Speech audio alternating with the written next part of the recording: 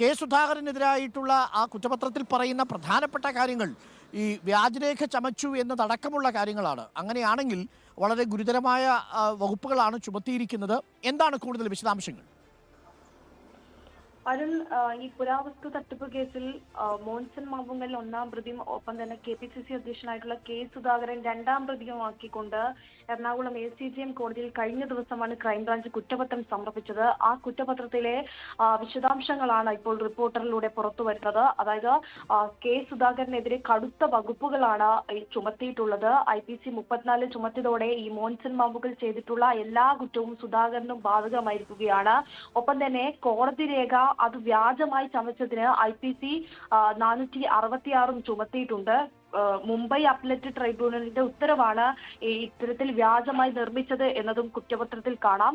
ഇതോടെ കേസ് ഒത്തുതീർപ്പാക്കാനുള്ള സാധ്യത ക്രൈംബ്രാഞ്ച് അടച്ചു എന്ന് വേണമെങ്കിൽ പറയാം. കാരണം 7 വർഷം വരെ തടവ് ലഭിക്കാവുന്ന ഒരു കുറ്റമാണ് ഇപ്പോൾ ചുമത്തിയിരിക്കുന്നത്. അപ്പലറ്റ് ട്രൈബ്യൂണലിന്റേത് കൂടാതെ തന്നെ HSBC ബാങ്ക് ഒപ്പം തന്നെ DRDO എന്നിവയുടെ വ്യാജരേഖയും ഉണ്ടാക്കിയതായിട്ട് കുറ്റപത്രത്തിൽ കാണുന്നുണ്ട്. ഈ കെ സുധാകരൻ മോൻസണിൽ നിന്ന് 10 ലക്ഷം രൂപ കെ സുധാകരൻ മോൻസൺ മാവുങ്കലിൽ നിന്ന് നേരിട്ട് 10 ലക്ഷം രൂപ കൈപ്പറ്റി എന്നതാണ് ഈ കുറ്റപത്രത്തിലെ വളരെ ഗുരുതരമായിട്ടുള്ള ഒരു ആരോപണം. അത് യഥാർത്ഥത്തിൽ അത് തെളിവുകളുടെ അടിസ്ഥാനത്തിലായിരിക്കുമല്ലോ കുറ്റപത്രം അങ്ങനെ പറഞ്ഞിട്ടുണ്ടാവുക. ഇനി ഇതായിരിക്കും കെ സുധാകരന് വലിയ ഒരു കുരുക്കായിട്ട് മാറാൻ സാധ്യതയുള്ളതും, അല്ലേ? അതെ, അതായത് കെ സുധാകരൻ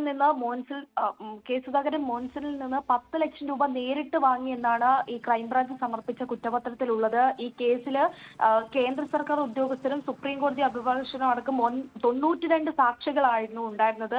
അതിൽ സുധാകരന്റെ അഭിമുഖം അടക്കം 33 മെറ്റീരിയൽസ് എവിഡൻസ് ആണ് ഈ ക്രൈംബ്രാഞ്ച് പരിശോധിച്ചിട്ടുണ്ടായിരുന്നത്. അതിൽ നിന്നടക്കമാണ് കൃത്യമായിട്ടുള്ള വിവരങ്ങളുടെ അടിസ്ഥാനത്തിൽ, കൃത്യമായിട്ടുള്ള തെളിവുകളുടെ അടിസ്ഥാനത്തിൽ ക്രൈംബ്രാഞ്ച് കുറ്റപത്രത്തിൽ സൂചിപ്പിച്ചിരിക്കുന്നത്. കെ സുധാകരൻ മോൻസിൽ നിന്ന് ഈ 10 ലക്ഷം രൂപയടക്കം വാങ്ങിയത് അടക്കമുള്ള കാര്യങ്ങൾ കുറ്റപത്രത്തിലുള്ളത്. ഈ സുധാകരനും മോൻസലിനും ഒന്നിച്ചുള്ള ചിത്രമടക്കം 93 രേഖകൾ കോടതിയിൽ ക്രൈംബ്രാഞ്ച് ഹാജരാക്കിയിട്ടുണ്ടെന്നും കുറ്റപത്രത്തിൽ സൂചിപ്പിക്കുന്നുണ്ട്. ഈ 2018 മാർച്ച് 8 മുതൽ 2019 ജനുവരി 30 വരെയുള്ള കാലത്തെ ഇടപാടുകളുടെ കൃത്യമായിട്ടുള്ള രേഖകളാണ് സമർപ്പിച്ചിട്ടുള്ളത്. അതും കുറ്റപത്രമാണ് സമർപ്പിച്ചത് എന്നാണ് വ്യക്തമാകുന്നത്. വർഷം തിരിച്ചുള്ള കൂടുതൽ കുറ്റപത്രം സമർപ്പിക്കുമെന്നാണ് അറിയിച്ചിട്ടുള്ളത്. മോൻസൺ മാവുങ്കൽ പ്രതിയായിരിക്കുന്ന വഞ്ചന കേസിൽ ഇപ്പോൾ കെ സുധാകരനെ കൂടി പ്രതി ചേർത്തതിൽ കുറ്റപത്രത്തിൽ വളരെ ഗുരുതരമായ വകുപ്പുകളാണ് ചുമത്തിയിരിക്കുന്നത് എന്നാണ് നമ്മൾ മനസ്സിലാക്കുന്നത്.